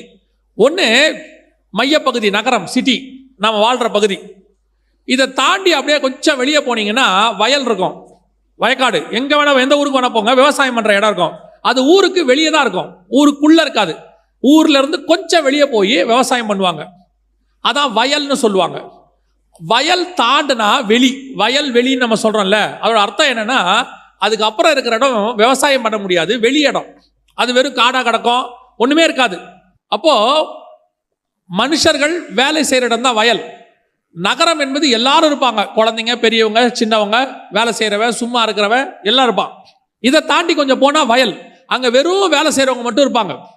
அதையும் தாண்டியாச்சுன்னா யாருமே இருக்க மாட்டாங்க, ஒருத்தர் கூட இருக்க மாட்டாங்க, காடு. அங்க போயிட்டாரு தியானம் பண்றதுக்கு ஈசாக்கு. இதோட அர்த்தம் என்னன்னா, ஒன்று இந்த மனுஷங்களோடு இருக்கிறோம், ரெண்டாவது கொஞ்சம் ஊழியக்காரங்களுக்கு சொல்றேன், நீங்க அடுத்து ஊழியம் பண்ணுவீங்க, வயல் விதைக்கிற இடம். அதையும் தாண்டி யாருமே இல்லாத ஒரு தனியான இடத்துக்கு தான் நீங்கள் தியானம் பண்ண போகணும். இயேசு கிறிஸ்து வனாந்திரமான ஒரு இடத்திற்கு போனார்னு இருக்கு. ஏன் அப்படின்னு கேட்டா, இயேசு கிறிஸ்து எல்லாரோடும் இருக்கிறவர் தான், ஆளண்டாதவர்லாம் கிடையாது. ஆனால் எப்போ அவர் தேவனோடு கூட இருக்கணும்னு முடிவு பண்ணிட்டாரோ அந்த நேரத்தில் வேற யாரோடும் அவருக்கு தொடர்பு இல்லை. ஒன்று தேவனோடு, இல்லை மனுஷனோடு. இன்னைக்கு நாம ஜெபம் பண்றோம், காலையில் எழுந்திருக்கிறோம், ஆனால் தேவனோடு கூட தனித்திருக்கிற ஒரு அனுபவம் இருக்கிறதா? தேவனுக்குன்னு ஒரு தனி டைம் நம்ம கிட்ட இருக்குதா? அந்த தனி டைம் தான் நீங்க செய்ய வேண்டிய 2வது முக்கியமான காரியம். ஃபர்ஸ்ட் ஏர்லி மார்னிங் எழுந்திரிக்கணும். 2வது you must spend time with God. அந்த நேரத்தில் வேற யாரோடையும் உங்களுக்கு தொடர்பு இருக்கக்கூடாது, வேற யாரோடையுமே இருக்கக்கூடாது. அப்படின்னா என்ன, யாருமே வேண்டாமா? யாரும் வேண்டான்னு அர்த்தம் கிடையாது. அவங்க எல்லாரும் ஒரு குறிப்பிட்ட நேரம் தேவனோடு இருக்கும் போது அவங்களுக்கு என்ன கிடையாது, நம்மகிட்ட இடம் கிடையாது. அது ஏர்லி மார்னிங் அப்படி ஒரு டைம் நீங்கள் கொடுத்துடணும். இன்னைக்கு இருக்கிறதுலே பெரிய பிரச்சனை. நீங்கள் சொல்லிடலாம், நான் தனியாக தாங்க காலையில் எழுந்துச்சி ஜோம் பண்ணுறேன், நான் ரூமில் சாத்திப்பேன், யாருமே கிடையாது. யாருமே இல்லை, ஆனால் பக்கத்தில் ஒரு ஃபோனுன்னு ஒன்று இருக்கும். உங்கள் பக்கத்தில் என்ன இருக்குது? ஃபோன் இருக்குது. மனைவி ஒருத்தர் தான், பிள்ளைங்க 2 பேர், ஆனால் ஃபோனுக்குள்ள 1000 கான்டாக்ட் இருக்குது. 1000 கான்டாக்ட். இவங்க அத்தனை பேரும் உங்களுக்கு வாட்ஸ்அப் பண்ணுவாங்க. எதுக்கு தான் கூப்பிட்டுமே, என்னவானா இருக்கட்டுமே. தேவனோடு கூட இருக்கிற நேரத்தை விட முக்கியமான நேரம் வேறு ஒன்று உலகத்தில் கிடையவே கிடையாது. அந்த தேவனுக்குன்னு ஒரு டைம் கொடுக்கணும்ல, டைம் ஏந்திரிச்சு அவருக்குன்னு தனியாக ஸ்பெண்ட் பண்ணணும்ல, அவர் கூட உட்காரணும்ல. இன்னைக்கு இருக்குதா? அந்த தனித்திருக்கிற ஒரு அனுபவம் இருக்குதா? குடும்ப ஜெபம் இருக்கு, அதுவே இல்லை, இருக்குன்னு நான் நம்புறேன். குடும்ப ஜெபம் இருக்கு, கூடி வந்து ஆராதிக்கிறது ஒரு காங்கிரிகேஷன் இருக்கு. ஆனால் தேவனோடு கூட தனித்திருக்கிற ஒரு அனுபவம் உங்களுக்கு இருக்கா? அமெரிக்காவினுடைய த சக்சஸ்ஃபுல் பிரசிடென்ட் அப்படின்னு சொல்லுவாங்க. யாருன்னு கேட்டிங்கன்னா ஆப்ரஹாம் லிங்கன். இவர் தான் இருக்கிறதுலே மோஸ்ட் சக்சஸ்ஃபுல் பிரசிடென்ட். இவர் தான் அமெரிக்காவை வந்து ஒரு ரைட் பாதைக்கு வடிவமைச்சவர். ஆனால் இவர் தேவ மனுஷன், நல்ல ஆண்டவரை தேடுற ஒரு மனுஷன், பைபிள் வாசிக்கிற மனுஷன். ஒரு நாள் ஒரு பெரிய பணக்காரர், அந்த அமெரிக்காவில் இருக்கிற மில்லியனர், அவர் என்ன பண்ணுறாரு, இவர்கிட்ட அப்பாயின்மெண்ட் கேட்குறாரு, இந்த மாதிரி உங்களை நான் பார்க்கணும் அப்படின்னு சொல்லி. ஆப்ரஹாம் லிங்கனுக்கு வந்து த மோஸ்ட் பிஸியஸ்ட் பிரசிடென்ட். ஏன்னா அவர் அப்போ தான் அமெரிக்காவே வடிவமைக்கிறாங்க. அங்கே வெளிநாட்டுக்காரங்க அவங்க இவங்க பிஸியாக இருக்கிறார். இந்த மனுஷனுக்கு டைமே கொடுக்க முடியல. இந்த மனுஷனும் அப்ரோச் பண்ணி கடைசியில் ஒரு நாள், ஐயா ஏதாவது ஒரு 1/2 மணி நேரம் கொடுங்கயா அப்படின்னு. கடைசியில் பிரசிடென்ட் ஆஃபீஸ்லேருந்து ஃபோன் வருது, நீங்கள் காலையில் 5 மணிக்கு வாங்க, பிரசிடென்ட் கூப்பிடுறாரு, 5 o'clock அப்பாயின்மெண்ட். அமெரிக்காவில் 5 மணி குளிருங்கிறது எப்படி இருக்குன்னு உங்களுக்கு தெரிஞ்சிருக்காதுன்னு நினைக்கிறேன். பெங்களூரை விட ஒரு 4 மடங்கு அதிகமாக இருக்கும். ஆனாலும் அந்த மனுஷன் சரி 5 மணிக்கு, ஆனால் பிரசிடென்ட் நம்மளை 5 மணிக்கு கூப்பிட்றாரே அப்படின்னு சொல்லிட்டு பிரசிடென்ட்டை பார்க்க பிரசிடென்ட் ஆஃபீஸுக்கு போயிட்டார், ஜனாதிபதி ஆஃபீஸுக்கு போயிட்டார். போய் அந்த ஜனாதிபதி ஆஃபீஸில் முன்னாடி உட்கார சேரில் உட்காந்தா உள்ள ஒருத்தர் பேசிகிட்டு இருக்கிறார். இந்த மனுஷனுக்கு ஷாக். நம்மளே 5 மணிக்கு வந்திருக்கிறோம், யாரோ ஒருத்தருக்கு 4:30 மணிக்கு அப்பாயின்மெண்ட் கொடுத்துருக்கிறார், அவர் வந்து 5 மணி வரைக்கும் பேசிக்கிட்டு இருக்கிறார் அப்படின்ட்டு. சரியா 5 மணி உள்ளேருந்து பெல் அடிக்கிறார், உள்ளே வாங்க அப்படின்னு சொல்லி. இவர் வெயிட் பண்ணுறாரு, உள்ளே போல, திருப்பி பெல் அடிக்கிறார், உள்ளே வாங்க அப்படின்னு. உள்ளே போய் கதவை திறந்துட்டு இப்படி பார்க்குறாரு. உடனே லிங்கன் கேட்டாராம், என்ன பார்க்குறீங்க அப்படின்னு. இல்லை, நீங்கள் ஒருத்தரோட பேசிகிட்டு இருந்தீங்க, அவர் வெளியே வரட்டும் தான் நான் வெயிட் பண்ணேன், அதான் நான் வேறு ஏதாவது டோர் இருக்கா, இப்படி போயிட்டாரான்னு பார்க்குறேன் அப்படின்னு. இப்போ ஆபிரகாம் லிங்கன் சொன்னாராம், நான் மனுஷங்கிட்ட பேசுறதுக்கு முன்னாடி தேவனோடு கூட தனித்திருப்பது என்னுடைய வேலை. டெய்லி ஃபஸ்ட்டு நான் ஆண்டவர்கிட்ட தான் பேசுவேன், அதுக்கப்புறம் தான் நான் மனுஷங்கிட்ட பேசுவேன். இன்றைக்கி உங்களுக்கு 5 மணிக்கு அப்பாயின்மெண்ட்டு, அதனால் நான் மார்னிங் ஒரு 4 o'clockலாம் எழுந்திரிச்சு நான் ரெடி ஆகி ஒரு 1 hour ஆண்டவர்கிட்ட பேசிட்டேன். ஏன்னா ஆண்டவர்கிட்ட பேசாமல் நான் மனுஷங்கிட்ட பேச மாட்டேன். யோசித்து பாருங்க, ஒரு அமெரிக்க ஜனாதிபதியே அவ்வளோ பிஸி ஷெட்யூலில் தேவனோடு கூட தனித்திருக்கணும் என்று விரும்பும் போது நீங்கள் நானும் யாரு? நீங்கள் நானும் என்ன அப்படி செஞ்சிட்டோம்? வேலை இருக்கு, நான் இல்லைன்னு சொல்லலை. இயேசுநாதர் கூட சாயங்காலம் வரைக்கும் இருந்தார். இருட்டோட எழுந்திருந்து ஒரு தனியான வனாந்தரமான இடத்திற்கு போனார். ஈசாக்கு சாயங்கால வேளையில தியானம் பண்ணும்படி வெளியில் போயிருந்தான். எல்லாரையும் விட்டுட்டு எல்லாம் ரிலாக்ஸ் ஆகி மொத்தத்தையும் கொஞ்சம் ஓரமா வச்சுட்டு தேவனோடு கூட தனித்திருக்கணும், ஆண்டவர்கிட்ட உட்காந்துருக்கணும். அப்பதான் அவர் என்ன சொல்றாருன்னு உங்களுக்கு கேட்கும். பல நேரங்களில் நீங்கள் போய் உட்காந்து ஆண்டவர்கிட்ட நீங்க தான் பேசிக்கிட்டு இருக்கிறீங்க. ஆண்டவர் பேசுனதை கேட்டீங்களா? இந்த வசனம் என்ன சொல்லுது? ஏசாயா 50:4, கற்றுக்கொள்ளுகிறவனை போல நான் கேட்கும்படி என் செவிகளை கவனிக்க செய்கிறார். அவர் பேசுறாரா, இயேசு கேட்கிறாராம். ஆனா இங்க பெரும்பாலும் என்ன நடக்குது? நாம பேசுறோம், தேவன் கேட்கிறார். ஏன்? நம்மளை பத்தி ஆண்டவருக்கு தெரியாதா? நம்மளை பத்தி எல்லாம் அவருக்கு தெரியும். சரி, நீங்க கேட்கறதா கூட இருக்கட்டும், எப்போ பார்த்தாலும் நீங்களே கேட்டுக்கிட்டு இருக்கிறீங்களே, எப்போ தேவன் உங்ககிட்ட பேசினார்? எப்போ தேவனுடைய சத்தத்தை நீங்க கேட்டீங்க? அதுக்கான நேரத்தையோ அதுக்கான இடத்தையோ கொடுத்தீங்களா? இப்போ பாருங்க, ஒரு பிஸியான ரோடு இருக்கு, மார்க்கெட் ரோட். ஒரு 50 அடியில இருந்து உங்க கணவரோ அல்லது சொந்தக்காரங்களோ ஒன்று சொல்றாங்க. நீங்க என்ன சொல்லுவீங்க தெரியுமா? ஒண்ணுமே கேட்கல, ஏன்னா சுற்றி அவ்வளோ சவுண்ட் இருக்குது, ஒன்றுமே என்ன செய்யல, கேட்கல. சில நேரத்தில் பாருங்க, ஃபோன் வரும், அந்த பேசுகிறவர் சைடு யாரும் ஹார்ன் அடிச்சுட்டு இருப்பாங்க. உங்களுக்கு இந்த அவர் பேசுறது கேட்காது, எது கேட்கும்? ஹார்ன் சவுண்ட் கேட்கும். நீங்கள் சொல்லுவீங்க, அந்த ஹார்ன் சவுண்ட் ரொம்ப இருக்குது, நீங்கள் பேசுறது என்ன செய்ய மாட்டேங்குது, கேட்க மாட்டேங்குது. அப்படின்னா என்ன அர்த்தம்? அங்கிருந்து பேசுறவருது உங்களுக்கு கேட்கணும்னா உங்களை சுற்றி என்னவா இருக்கணும்? அமைதியாக இருக்கணும். 2 பேர் மட்டும் பேசணும். அதுதான் தனித்திருக்கிற இடம். நீங்களும் தேவனும் தனியா இருந்தா மட்டும்தான் தேவன் பேசுறது உங்களுக்கு கேட்கும். அவர் உங்க லைஃப்ல என்ன வச்சிருக்கிறாரு, எவ்வளவு விஷயத்துக்கு நீங்க கன்ஃபியூஸ் ஆகுறீங்க, எவ்வளவு விஷயத்துல நீங்க தப்பா முடிவெடுக்கிறீங்க. அது உலக பிரகாரமான வேலையாவே இருக்கட்டும், இந்த வேலைக்கு போலாமா வேணாமா, இந்த பிசினஸ் ஸ்டார்ட் பண்ணலாமா வேணாமா, அல்லது இந்த பொண்ணை கல்யாணம் பண்ணலாமா வேணாமா, இல்லை இந்த படிப்பு படிக்கலாமா வேணாமா, வீட்டு இந்த இடம் வாங்கலாமா வேணாமா, வெளிநாட்டுக்கு போகலாமா வேணாமா, எவ்வளோ உங்கள் லைஃப்பில் இருக்கு, எவ்வளோ கன்ஃபியூஷன். இதுக்கு நீங்கள் என்ன பண்ணுறீங்க தெரியுமா? ஒரு சிம்பிள் வேலை செய்யறதுக்கு பதிலாக ரொம்ப காம்ப்ளிகேட் ஆக்கிக்கிறீங்க. எப்படி காம்ப்ளிகேட் ஆக்கிக்கிறீங்க?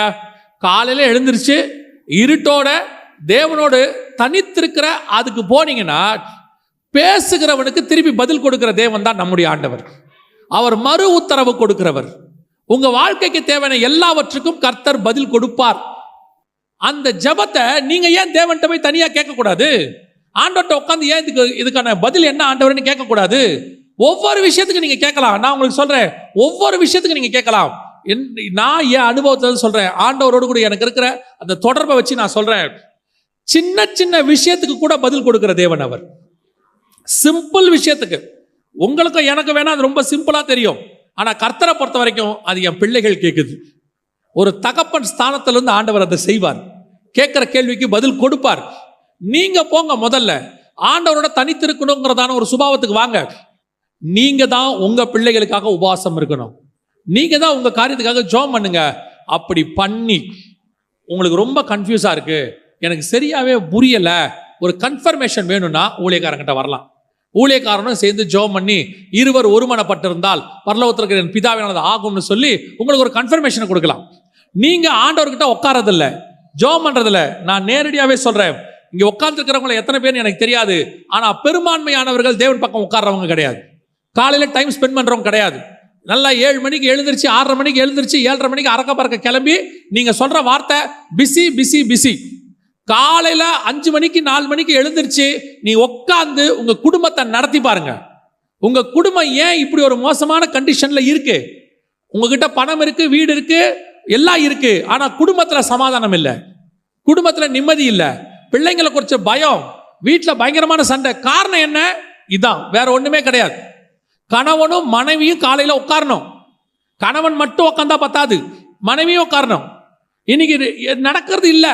ஆனா கேட்டா சொல்றது, காலையில் எழுந்திரிக்கணும், பால் காய்ச்சணும், பிள்ளைய ஸ்கூலுக்கு அனுப்பணும், அவரை கேட்டா சொல்லணும் வேலைக்கு போகணும், இந்த டிராஃபிக்ல போறதுக்கு 1 hour ஆகும், போய் சம்பாதிக்கணும். எல்லாம் உண்மை. இவ்வளவு எதுக்காக? இத்தனை எதுக்காக? உங்களுக்கு கொடுத்த குடும்பத்தை, உங்களுக்கு கொடுத்த வாழ்க்கையை நல்லா நடத்துறதுக்கு. அதுக்கு பணம் மட்டும் பத்தாது, உங்க உழைப்பு மட்டும் பத்தாது.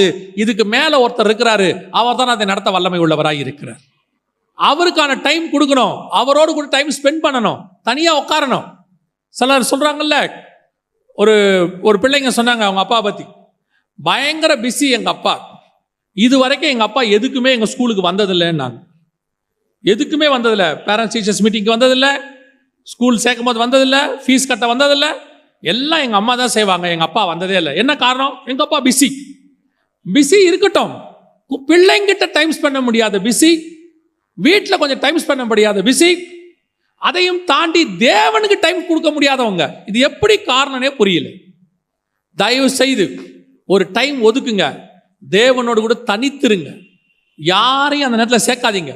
உங்க போனெல்லாம் சுவிட்ச் ஆஃப் பண்ணுங்க. அந்த நேரத்தில் தேவனோட தொடர்பு இருக்கும் போது உலக தொடர்பு, தகவல் தொடர்பு எதுவும் அவசியம் கிடையாது. அந்த நேரத்தில் ஒரு SMS அடிக்கும், நல்ல ஜெபம் பண்ணிட்டே இருப்பீங்க. பிசாசு என்ன பண்ணுவான் தெரியுமா? சம்பந்தம் இல்லாத ஆளை உங்களுக்கு ஒரு மெசேஜ் அனுப்ப சொல்லுவான். நேரம் அந்த ஆளை அனுப்புவோம். நீங்கள் நல்லா ஆவியில் நிறைஞ்சு ஜெபம் பண்ணிட்டு இருப்பீங்க, டங்குன்னு ஒரு சவுண்டு கேட்கும். ஆட்டோமேட்டிக்காக மலைக்கு மேலே போனவங்களை கீழே கூப்பிட்டு வந்துடும். கீழே கூப்பிட்டு வந்து எடுத்து பார்ப்பீங்க, என்ன மெசேஜ்? அதில் ஒன்றும் இருக்காது, இன்று முதல் நான் உன்னை ஆசீர்வதிப்பேன். உங்களுக்கு அது தப்பாவும் தெரியாது. பிரைஸ் தி லார்ட், கர்த்தர் பேசுகிறார், அல்லேலூயா, சோத்ரம் சோத்ரம் சோத்ரம். நல்லா ஆவியில் மேலே போயிட்டே இருப்பீங்க, டங்குன்னு ஒரு சவுண்டு கேட்கும். எடுத்து பார்ப்பீங்க, மலைகள் விலகினாலும் பர்வதங்கள் நிலை பெயர்ந்தாலும். ஏன்னா காலங்காத்தால எஸ்எம்எஸ் இந்த மாதிரி வசனம் அனுப்பத்துக்குன்னு ஒரு 100 பேர் இருக்கான் இல்லையா? அப்படி ஒரு ஆள் இருக்கு, ஒரு 100 பேர் இருக்காங்க. அவங்களுக்கு அதை அனுப்பினாதான் அவங்களுக்கும் தூக்கம் வரும். இப்போ உங்களை மலையில ஏறவே விடாது. டங்கு டங்கு டங்குன்னு சவுண்டு கேட்க கேட்க ஏறி ஏறி இறங்கிக்கிட்டே இருப்பீங்க. இப்போ உங்களுக்கு அது பாவமாகவும் தெரியாது, ஏன்னா வந்ததெல்லாம் வசனம். கர்த்தர் பேசுறார், கர்த்தர் பேசுறார். கர்த்தர் எஸ்எம்எஸ்ல பேசுறதை விட நேரடியா பேசுவார், உங்களோடு கூட பேசுவார். கர்த்தருடைய சத்தம் கேட்கும். கர்த்தரோடு கூட போய் உட்கார்ற ஒரு அனுபவத்துக்கு வாங்க. அல்லேலூயா. சாயங்கால வேளையில அந்த வசனத்தை வாசிங்க. சாயங்கால வேளையில ஈசாக்கு 24ஆம் அதிகாரம் 63வது வசனம் வாசிங்க.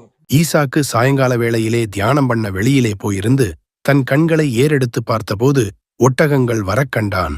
அந்த தியானம் பண்ண வெளியில் போனான் பாருங்க. தியானம் பண்ண வெளியில போயிட்டான், ஆண்டவரோட தனியா சஞ்சரிக்கிற இடத்துக்கு போனான் பாருங்க. அங்க போகும்போது தான் வசனம் சொல்லுது, எதிரில் யார் வர்றது? ரெபேக்கா வருகிறாள் என்று வசனம் சொல்லுது. நல்லா கவனிங்க, இதான் ரொம்ப முக்கியம். ஏன் உங்களை இவ்வளவு காலையில் எழுந்திரிக்க சொல்றோம்? ஏன் இப்படி தனித்திருக்க சொல்றோம்? ஏன் ஜெபம் பண்ண சொல்றோம் அப்படின்னா, அதுக்கு மிக முக்கியமான ஒரு விஷயம் என்ன அப்படின்னா, ஆண்டவருடைய ஆசீர்வாதம் அங்கிருந்தா வருது. அந்த இடத்துல அந்த நேரத்துல தான் என்ன வரும்? ஆசீர்வாதம் வரும். எப்பவுமே நல்லா தெரிஞ்சுக்கொள்ளுங்க, கர்த்தர் உங்களுக்கு கொடுக்கறதுக்கு முன்னாடி ஒரு இடத்துக்கு வர சொல்லுவார். ஆதியாகமம் 22:2 வாசிங்க பார்ப்போம். அப்பொழுது அவர், உன் புத்திரனும் உன் ஏகசுதனும் உன் நேசகுமாரனுமாகிய ஈசாக்கை நீ இப்பொழுது அழைத்துக் கொண்டு மோரியா தேசத்துக்குப் போய் அங்கே நான் உனக்கு குறிக்கும் மலைகள் ஒன்றின் மேல் அவனை தகன பலியாக பலியிடு என்றார். நான் உனக்கு குறிக்கும் இருக்கு பாருங்க, அந்த இடம் வசனம் இருக்குதா? மலைகளில் ஒன்றின் மேல் அப்படின்னு நிறுத்தாம, நான் உனக்கு குறிக்கும் இடம், பர்டிகுலர் பிளேஸ். இன்னொரு வசனம் வாசிங்க, மத்தேயு எழுதின சுவிசேஷம் 28ஆம் அதிகாரம் 16வது வசனம் வாசிங்க. 11 சீஷர்களும் கலிலேயாவிலே இயேசு தங்களுக்கு குறித்திருந்த மலைக்கு போனார்கள். நல்லா கவனிங்க, the place was mentioned, already decided. ஏற்கனவே அந்த இடம் குறிக்கப்பட்டிருக்கிறது. கலிலேயாவுக்கு ஒரு மலைக்கு போங்கன்னு சொல்லல, கலிலேயாவின் மலையிலே குறித்த இடத்துக்கு போங்க. இங்க ஆபிரகாம்கிட்ட சொல்றாரு, மோரியா மலைகளில் நான் குறித்த இடத்திற்கு. நீங்க தொடர்ந்து அந்த 24 பார்த்தீங்கன்னா, கர்த்தர் குறித்த இடத்திற்கு அவன் வந்தான்னு இருக்கும். அது மட்டுமல்ல, தேவாலயம் கட்டும்போது நேற்று வாசிச்சமே 2 நாளாகமம் 3:1, அதுலயும் கர்த்தர் குறித்த இடத்துல அந்த இடத்துக்கு நீங்கள் போகும்போது, அதைத்தான் உங்களுக்கு சொல்றேன், ஸ்பிரிச்சுவலி அந்த ஸ்டாண்டர்டான இடத்துக்கு நீங்கள் வரும்பொழுது, கர்த்தர் குறிக்கிறதான அந்த ஆவிக்குரிய வளர்ச்சி தனித்து வந்து இருட்டோட எழுந்திருச்சு ஒரு ஆவிக்குரிய வளர்ச்சி வரும்போது, அந்த ஸ்டாண்டர்ட்ல உங்களுக்குரிய ஆசீர்வாதம் உங்கள் எதிரில் தானாய் வரும். ரெபேக்கா அங்க தானா வராங்க, ஈசாக்கு தேடியே போல. ஈசாக்கு மனைவியை பத்தி யோசிக்கவே இல்லை. அவன் போனது தியானம் பண்ண, அவன் பண்ணது வெளியே. அவர் இதை பத்திலாம் எதையுமே யோசிக்கல. வேலைக்காரன் தான் வந்து சொல்றாரு, அந்த ஊழியக்காரன் தான் வந்து சொல்றாரு, இந்த மாதிரி காரியங்கள்லாம் நடந்துச்சு, நான் போனேன், நடந்ததுல. அப்புறம் வந்து ஈசாக்கிட்ட ஒரு விவரமா சொல்றாரு, வசனம் பின்னாடி இருக்கு, விவரித்து சொன்னான்னு. ஆனால் ஈசாக்கை பொறுத்த வரைக்கும் கர்த்தர் குறித்த இடம் தியானம் பண்ணும்படி வெளியில் போயிருந்தான், அவ்வளவுதான். அந்த இடத்துக்கு, அந்த நேரத்திற்கு, அந்த பர்டிகுலர் ஸ்பிரிச்சுவல் வளர்ச்சிக்கு நீங்கள் வரும்போது உங்களுக்கு தேவையான ஆசீர்வாதம் உங்களுக்கு முன்னால் தானாய் வரும். நீங்க இந்த ஆசீர்வாதத்தை தேடி தானே ஓடுறீங்க. ரெபேக்கா எங்க இருக்குது, ரெபேக்கா எங்க இருக்குன்னு ஓடுறோம்ல, எங்க இருக்கு நன்மை கிருபை எங்க இருக்குன்னு ஓடுறோம்ல. ஆனா நீங்க இருக்கிற இடத்துக்கு அது வருங்கிற. நான் திருப்பியும் சொல்றேன், ஏன் அனுபவத்தை வச்சு சொல்றேன், நமக்கு என்ன தேவையோ அதை பரமபிதா முன்பே அறிந்திருக்கிறார். அவர் வந்து நீங்கள் இருக்கிற இடத்திற்கு கொடுப்பதற்கு வல்லமை உள்ள தேவனாய் இருக்கிறார். நீங்க அலைய வேண்டியதே இல்லை. என்னை பொறுத்த வரைக்கும் நான் ஆண்டவரோட பழகினதுல சொல்றேன், நம்ம அலைஞ்சு திரிஞ்சணும்னு கர்த்தர் விரும்பவே இல்லை. யோசித்து பாருங்க, ஆகார் அலைந்து திரிந்தாள், சாராள் கூடாரத்தில் இருந்தாள். ஆகார் அலைந்து திரிந்து ஒரு குழந்தையை பெற்றாள், சாராள் கூடாரத்துக்குள் இருந்து ஒரு குழந்தையை பெற்றாள். இது வாக்குத்தத்தம் பண்ணப்பட்ட குழந்தை, அது மீறுதலினால் வந்த குழந்தை. எப்பவுமே சரி, கர்த்தர் ஒரு விஷயத்தை உங்களுக்கு செய்யறாருன்னா ரொம்ப ஸ்மூத்தா இருக்கும், ரொம்ப ஸ்மூத்தா இருக்கும். நீங்க ஒண்ணுமே பண்ண வேண்டாம், எல்லாமே தானா நடக்கும். நடக்குமா? நடக்கும். ஆனா அவர் சொல்றதை நீங்க செஞ்சுக்கிட்டே இருக்கணும், அவ்வளவுதான். கர்த்தர் குறிக்கிற இடத்துக்கு நீங்க போகணும். போனீங்கன்னா அங்க எல்லாம் நடக்கும். என் ஊழியத்தின் பாதையில நான் சொல்லுவேன், 22 வருஷத்துக்கு முன்னாடி, 23 வருஷம் ஆச்சு, 23 வருஷத்துக்கு முன்னாடி நான் சொல்றேன், ஊழியத்தின் பாதையில புறப்படும் போது 2004 ஆண்டவர் இந்தியாவுக்கு வர சொன்னார் வெளிநாட்டில இருந்து. அப்போ எல்லாரும் சொன்னாங்க இங்கிருந்தே மினிஸ்ட்ரி பண்ணலான்னு எனக்கும் தோணுச்சு. ஆனால் கர்த்தர் சொன்னார் நீ இந்தியாவுக்கு போகணும் அப்படின்னு சொன்னார். ஸோ இந்தியாவுக்கு வந்தாச்சு. அதே மாதிரி ஆண்டவர் 11 மாதம் காத்திருக்க சொன்னார். 11 மாதம் நான் காத்திருந்தேன். ஒரு ஊழியம் கிடையாது. எல்லாரும் பேச ஆரம்பிச்சிட்டாங்க, இவனுக்கு ஊழியம் இல்லை, சும்மா கதை விடுறான், பொய் சொல்கிறான், ஆண்டவர் இப்படி சொன்ன எப்படி விடுவார். ஆனால் ஜெபம் பண்ணிட்டு இருக்கிறேன், கர்த்தர் சொல்கிறாரு நீ பொறுமையாருங்கிறார். 11 மாதம் நான் ஒன்றுமே செய்யலை, ஜெபம் பண்ணிட்டு இருந்தேன், கர்த்தர் சொல்கிறத மட்டும் கேட்டுகிட்டே இருந்தேன். ஒரு நாள் ஆண்டவரே ஒருத்தரை பார்க்க என்னை கூட்டிகிட்டு போனார். நான் வேற ஒருத்தரை பார்க்க போகிறேன், வழியில் ஒருத்தர் என்னை பார்க்குறாரு. இது என் லைஃப்பில் நடந்தது. வழியில் ஒருத்தரை பார்க்குறேன், அவர் கேட்குறாரு தம்பி என்னப்பா பண்ணுற? ஒன்றும் பண்ணலண்ணே, மினிஸ்ட்ரிக்கு வந்தால் இப்போ ஜெபம் பண்ணிக்கிட்டு இருக்கிறேன். அப்படியா, வாயா நம்ம 2 பேரும் ஜெபம் பண்ணுவோம் அப்படின்னு என்னை ஒரு இடத்துக்கு கூப்பிட்டு போகிறாரு ப்ரேயருக்கு. நாங்கள் 2 பேரும் 3 நாள் சேர்ந்து ஜெபம் பண்ணுறோம். அந்த இடத்துக்கு ஒருத்தர் வராரு. ஆண்டவருடைய அந்த ஸ்க்ரீன் பிளே பாருங்க, எப்படி நடத்துறாரு பாருங்க ப்ரோக்ராம். அந்த இடத்துக்கு ஒருத்தர் வரார். அவரும் எங்க கூட பிரேயரில் கலந்துக்கிறார். அவரும் 3 நாள் இருக்கிறார். அவர் 3 நாள் எங்கிட்ட எதுவுமே பேசவே இல்லை. 3ஆவது நாளில் பிரேயருக்கு நடுவில் ஒரு டீ குடிக்கும் போது கேட்குறாரு என்ன பண்ணுறீங்க? இந்த மாதிரி ஆண்டவர் ஊழியத்துக்கு வர சொன்னார், வந்து 10 மாதம் ஆச்சு, இந்த இப்போ ஒரு பிரேயருக்கு இங்கே வந்திருக்கிறோம் அப்படியான்ட்டு அவர் போயிட்டார். அவர் போய் அவங்க ஃப்ரெண்டுக்கிட்ட சொல்கிறார். அந்த ஃப்ரெண்டு என்ன கூப்பிட்றாரு, நீங்கள் ஏதோ செகண்ட் கமிங் பற்றி மினிஸ்ட்ரி பண்ணுறீங்க வந்திருக்கிறீங்கன்னு சொன்னாங்க, அது என்னன்னு எங்கள் வீட்டில் வந்து எங்களுக்கு சொல்ல முடியுமா எங்கள் வீட்டில் அப்படின்னு வந்து சொல்கிறேனேன்னு சொல்கிறேன். ஆண்டவர் அனுப்புகிறாரு. அது வீட்டு கூட்டம் 4 பேர் தான் இருப்பாங்க, அதெல்லாம் தெரியாது. போனால் 10 பேர் இருந்தாங்க. அவர் மனைவி 2 பிள்ளைகள், தம்பி அவங்க மனைவி 2 பிள்ளைகள், வேலை செய்கிற 2 பேர், எல்லாம் ஒரு 10 பேர் இருக்காங்க. எங்களுக்கு பேசுங்க, 2ஆம் வருகை பற்றி என்னன்னு சொல்லுங்க அப்படிங்கிறார். நம்ம என்ன யோசிக்கணும், நான் யாரு, வெளிநாட்டிலேருந்து வேலையை விட்டு வந்திருக்கிறேன், உங்கள் வீட்டில் வந்து பேசுறதுக்காக என் ஆண்டவர் கூப்பிட்டாரு? அதெல்லாம் இல்லை. ஆண்டவர் சொல்கிறாரு இங்கே பேசுன்னு. எனக்கு ஆண்டவர் சொல்லி கொடுத்தாரு ஒரு காரியம், என்ன தெரியுமா? எவ்வளோ பெரிய வீட்டுக்கும் சாவி சின்னது தான். வீடு எவ்வளோ பெருசாவனா இருக்கட்டும், சாவி எப்படி இருக்கும்? அந்த வீடு அளவு இருக்காது. சாவி எப்படி இருக்கும்? அந்த டோரை ஓப்பன் பண்ணுற சாவி சின்னது தான். பெரிய ஆசீர்வாதத்துக்கு சின்ன வழியை கத்தர் வச்சிருப்பார். அதில் ஏறினீங்கன்னா பெரிய ஆசீர்வாதம் கிடைக்கும். அவங்க வீட்டுக்கு போக சொன்னார், போனேன். அவங்க 1 மணி நேரம் பேச சொன்னாங்க, 1.5 மணி நேரம் டைம் கொடுத்தாங்க, பேசியாச்சு, முடிச்சாச்சு, வீட்டுக்கு வந்தாச்சு. மறுநாள் அவங்க சர்ச்சிலேருந்து ஃபோன் வருது, நீங்கள் பாஸ்டர் சொல்கிறாரு பேசுனீங்களா, ரொம்ப நல்லா இருந்துச்சு, எங்கள் சபையில் ஒரு 2 நாள் பேசுவீங்களா? சரி ஓகே, அங்கே போகிறோம். அந்த சர்ச்சில் மீட்டிங் நடக்குது. அந்த மீட்டிங்க்கு வந்த பாஸ்டர்ஸ் 2 மீட்டிங் புக் பண்ணுறாங்க. அங்கே ஆரம்பித்த ஊழியம் இங்கே வரைக்கும் வந்து நிற்கிது. இது வரைக்கும் யாரையும் கேட்டதும் இல்லை, யாருக்கிட்ட போய் சொன்னதும் இல்லை, நான் ஊழியம் கொடுங்கன்னு கேட்டதில்லை, நான் சும்மா தான் இருக்கிற வரட்டுமான்னு கேட்கவே இல்லை. இந்த நிமிஷம் வரைக்கும் 23 வருஷம் கர்த்தர் நடத்தி இருக்கிறார். இதைத்தான் சொல்றேன், கர்த்தர் குறித்த இடத்துக்கு போய் நீங்க உட்கார்ந்துட்டீங்கன்னா அவர் உங்களை கொண்டு போவதற்கு வல்லமை உள்ளவராக இருக்கிறார். அது நடக்கும், தானா நடக்கும். எனக்கு ஆண்டவர் சொல்லி கொடுத்தது தான். ட்ரெயினில் ஏறி உட்காந்துரு கரெக்ட் டைமுக்கு. நீ சாப்பிடல வேற விஷயம், ட்ரெயினில் ஏறி உட்காந்துரு. அதுக்கப்புறம் ட்ரெயின் அந்தந்த ஸ்டேஷனுக்கு கரெக்டாக போகும். உனக்கு தேவையானது அந்தந்த ஸ்டேஷனில் வரும். நீ சாப்பிட்டுக்கலாம், தண்ணி குடிச்சுக்கலாம், தூங்கிக்கலாம், கரெக்ட் டெஸ்டினேஷன் போய் இறங்கிடுவீங்க. ஒருவேளை நீங்கள் 1 மணி நேரம் லேட்டாக விட்டுட்டு உங்கள் ட்ரெயினை விட்டுட்டு அடுத்த ட்ரெயினில் ஏறினீங்கன்னா எல்லா ஸ்டேஷனும் லேட்டு தான். 1 hour லேட். டெஸ்டினேஷன் போவீங்க, லேட்டாக போவீங்க, அவ்வளோதான். ஆனால் நீங்கள் கரெக்ட் டைம் ஏறி உட்காந்துட்டீங்கன்னா நிம்மதியாக தூங்கலாம், டெஸ்டினேஷன் வந்து எழுப்புவாங்க. இன்னைக்கு இதுதான் நீங்கள் செய்ய வேண்டிய மிக முக்கியமானது. ஆண்டவர் குறிக்கிற இடத்துக்கு போங்க, ஆண்டவர் சொல்கிற இடத்துக்கு காத்துருங்க, காலை தோறும் கர்த்தருடைய சமூகத்தில் வெயிட் பண்ணுங்க, தனித்திருங்க. கொண்டு வர வேண்டிய ரெபெக்காளை கர்த்தர் கொண்டு வருவார். கொண்டு வர வேண்டிய ஆசீர்வாதம். ரெபெக்காளா யாரு? மனைவி.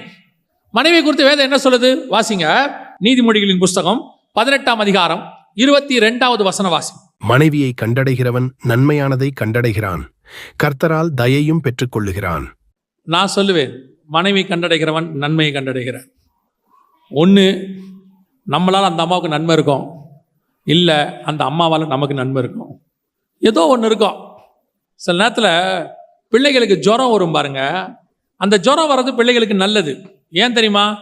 உங்கள் பிள்ளைகள் உடம்புல இருக்கிற இம்யூனிட்டி பவர் என்ன ஆகும்?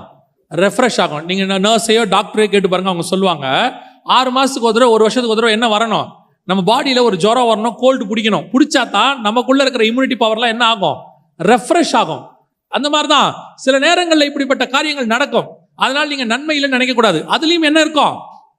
ஒரு நன்மை இருக்கும். இப்போ யோசிச்சு பாருங்க, ஈசாக்கு சாயங்கால வேளையிலே தனித்திருக்கும்படி ஆண்டவரோடு கூட போகும்பொழுது எதிரில் என்ன வருது? மனைவி வருது, நன்மை வருது, நன்மையான காரியங்கள் வருது. நீங்கள் தனித்திருக்கும் போது கர்த்தர் நன்மையான ஈவுகளை கட்டளையிட வல்லமை உள்ளவராக இருக்கிறார். அல்லேலூயா. யாக்கோபின் புஸ்தகம் 1ஆம் அதிகாரம் 17வது வசனம் வாசி.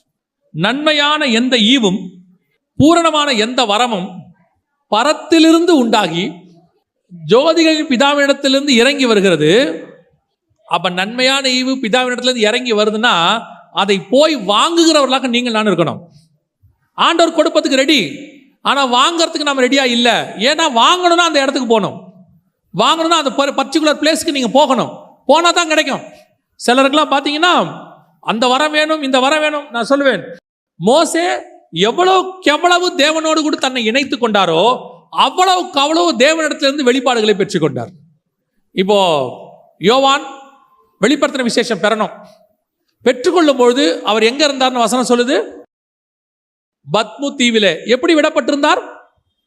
தனித்து விடப்பட்டிருந்தார். அந்த வசனம் சொல்லுது, நான் பத்மு தீவிலே தனித்து விடப்பட்டிருந்த போது பாடுகள் நிமித்தம் அவர் இருக்கிறார். இருக்கும் பொழுது வெளிப்படுத்தின விசேஷம் கிடைக்குது. இதுவே 12 சீஷர்களோட இருக்கும் பொழுது இயேசு கிட்ட இருந்து அன்பு கிடைக்குது. இயேசுவின் மார்புல சாஞ்சிக்கிறார். எல்லாம் இருக்கு, இல்லைன்னு சொல்லல. ஆனா தனித்திருக்கும் பொழுதுதான் இனி சம்பவிக்க போகிறவை நான் உனக்கு காண்பிப்பேன் வா என்று சொல்லி. அதைத்தான் உங்களுக்கு சொல்றேன். எவ்வளவுக்கு எவ்வளவு நீங்கள் தேவனோடு கூட அவர் இப்ப யோசித்து பாருங்க. யோவானுக்கு அந்த வெளிப்படுத்தின விசேஷம் கிடைக்கணும்னா அவர் பத்மு தீவுல போய் இருக்கணும், அப்பதான் கிடைக்கும். இந்த மோசேக்கு 5 ஆகமம் கிடைக்கணும்னா அவர் மலை உச்சியில மேகத்துக்குள்ள போகணும், அப்பதான் கிடைக்கும், இல்லைன்னா கிடைக்காது. இயேசு கிறிஸ்து தனித்து போனாதான் தினந்தோறும் கற்றுக்கொள்ளுகிறதை போல கற்றுக்கொள்ள முடியும், இல்லைன்னா கிடைக்காது. ஈசாக்கு சாயங்கால வேளையில தனித்திருக்கும்படி வெளியே போனாதான் நன்மையான ஈவு அவர் எதிரில் வரும். எல்லாமே ஒரே லைன் தான். இன்னைக்கு உங்களுக்கு அந்த நன்மையான ஈவு எதிர்பார்க்குறீங்க, ஆசீர்வாதத்தை எதிர்பார்க்குறீங்க, எனக்கு எல்லாம் தரணும், எல்லாம் கிடைக்கணும்னு சொல்றீங்க. ஆனா கிடைக்குதானா? இல்லை. நீங்களே குற்றப்படுத்துகிறீங்க. என்னமோ தெரியலங்க, ஒரு ஆசீர்வாதம் வரமாட்டேங்குது, ஒன்றும் கிடைக்க மாட்டேங்குது. ஆனா ஒன்றும் பிரச்சனை இல்லை, ஆனா எதிர்பார்க்கிற மாதிரி ஆவிக்குரிய வாழ்க்கை இல்லை, எதிர்பார்க்கிற மாதிரி ஊழியம் இல்லை. ஏன் இல்லை? ஏன் இல்லை? கர்த்தர் அந்த இடத்துக்கு வர சொன்ன இடத்துக்கு நீங்க இன்னும் போகல. ஆண்டவர்கிட்ட சொல்லுங்க, ஆண்டவரே நான் எங்க வரணும், நான் என்ன செய்யணும், நான் எவ்வளவு தூரம் உங்களோட இணையணும் கேட்டு பாருங்க. நீங்க அப்படி கேட்க கேட்க ஆண்டவரோடு கூட டைம் ஸ்பெண்ட் பண்ண, ஆண்டவரோடு கூட தனித்து இருக்கும் பொழுது ஆண்டவர் நன்மையான ஈவுகளை கட்டளையிட வல்லமை உள்ளவராக இருக்கிறார். இப்ப என்ன கிடைக்குது இந்த இடத்துல? யாக்கோபுல நன்மையான ஈவும் பூரணமான வரம். மனைவி என்பது நன்மை, அதன் வழியாக வரங்கள், அதான் பைபிள் சொல்லுது. அடுத்து இதே காரியம் இன்னொரு மனைவியை பத்தி வசனம் இருக்குது, வாசிங்க. உங்களுக்கு தெரிஞ்ச வசனம் தான். சங்கீதங்களின் புஸ்தகம் 128:3 வாசிங்க. உன் மனைவி உன் வீட்டோரங்களில் கனி தரும் திராட்சை கொடியை போல இருப்பா. அடுத்து என்ன கிடைக்குது? கனி கிடைக்குது. ஃபர்ஸ்ட் வரம் கிடைக்குது, அடுத்து என்ன கிடைக்குது? கனி. ஆவியானவர்கிட்ட 2 தான் கிடைக்கும், ஒன்று வரம், இன்னொன்று கனி. இது 2 கிடைக்கும்.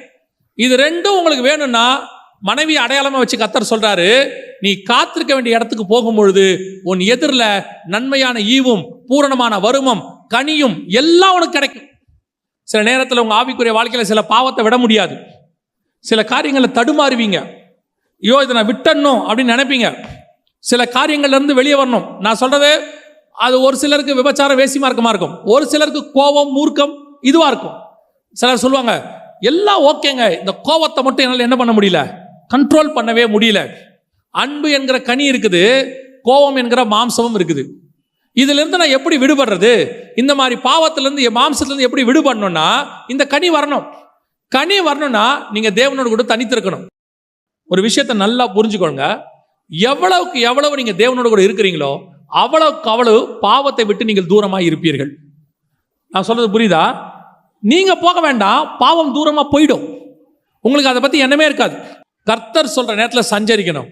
அவர் கூட இருக்கும் பொழுது இந்த மாதிரி வரங்களும் கனிகளும் தானாய் வரும். பலன் உங்களுக்கு வரும், உங்கள் பலவீனங்கள் எல்லாம் மாறி போகும். சில நேரத்தில் நீங்க யோசிக்கிறீங்க தெரியுமா, இதுல இருந்து எப்படி விடுதலை ஆகிறது, இதுல இருந்து எப்படி நம்ம மேற்கொள்றது, இந்த பாவத்துல இருந்து நான் எப்படி வெளியே வரணும், இப்படிலாம் யோசிக்கிறீங்கல்ல. இதுக்கெல்லாம் நீங்க செய்ய வேண்டியது ஒன்னே ஒண்ணுதான், நீங்கள் தேவனோடு கூட இருங்கள். ஆட்டோமேட்டிக்கா இதெல்லாம் தானாய் போகும். கொஞ்சம் பேர் ஒவ்வொரு பாவத்தையா தனித்தனியா விரட்டிக்கிட்டு இருப்பாங்க. ஆண்டவரே, இனிமேட்டு நான் இந்த பாவம் செய்யக்கூடாது, இனிமேட்டு இந்த பாவம் செய்யக்கூடாது, இனிமேட்டு அந்த பாவம் செய்யக்கூடாது. நான் சொல்றேன், ஒவ்வொரு பாவத்தையா விரட்டணும்னா உலகத்துல இருக்கிற 1000 கோடி பாவத்தை நீங்க விரட்டணும், ஒவ்வொன்றையா விரட்டணும். அதுக்கு பதிலா ரொம்ப ஈஸியான ஒரு வேலை, ஆண்டவரோட கூட சஞ்சரிக்க ஆரம்பிங்க. இது அத்தனையும் தானாய் விலகி போகும். அவ்வளவுதான். ஒரு இருட்டை போக்கணும்னா அந்த இருட்டை விரட்டி பிரயோஜனம் இல்லை, ஒரு லைட்டு போடணும். உங்க எல்லாருக்கும் ஈஸியா தெரிஞ்ச உதாரணம் தான். லைட்டை போட்டா எவ்வளவு பெரிய ரூமா இருந்தாலும் வெளிச்சம் வந்துடும். லைட்டு பெருசா ஆக ஆக வெளிச்சம் ரூம் முழுக்க அதிகமாகும். அந்த ரூம்ல இருக்கிற பூச்சி கீச்சி எல்லாம் ஓடும் பாருங்க. லைட்டு போட்ட உடனே ஆட்டோமேட்டிக்கா இருக்கிற கர்ப்பப்பூச்சில இருந்து எல்லாம் என்ன செய்யுது? மூளைக்கு மூளைக்கு ஓடுது. அதே மாதிரி தான் உங்களோடு கூட கிறிஸ்துவோடு கூட நீங்கள் நடக்க ஆரம்பிக்க ஆரம்பிக்க ஆரம்பிக்க உங்களுக்குள் கர்த்தருடைய வெளிச்சம் வர வர ஆட்டோமேட்டிக்கா உங்களுக்குள்ள இருக்கிற இருள் எல்லாம் தானாய் போகும். பாவத்தை ஜெயிக்கணும்னு நினைக்காதீங்க, இயேசுவோட இருக்கணும்னு நினைங்க. பாவம் தானாய் ஜெயிக்கப்படும். நம்ம பாவத்தோட போராடிட்டு இருக்கிறோம், பாவத்தோட சண்டை போட்டுக்கிட்டு இருக்கிறோம்.